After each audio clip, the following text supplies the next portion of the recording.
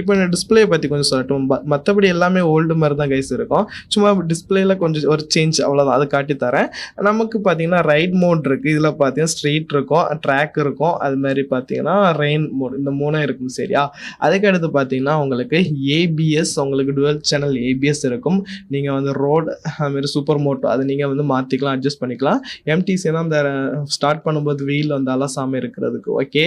அதுக்கு அடுத்து பார்த்தீங்கன்னா, உங்களுக்கு பைக் இன் ஆஃப்குள்ள வந்துட்டீங்கன்னா, பெருசா ஒண்ணும் இல்ல. அது உங்களுக்கு எதாவது நோட்டிஃபிகேஷன் வரும். கூலண்ட் எவ்வளோன்னு செக் பண்ணிக்கலாம். Fuel range, battery, audio, service எத்தனை இதில பண்ணணுன்ட்டு டிஸ்ப்ளேல காட்டும்.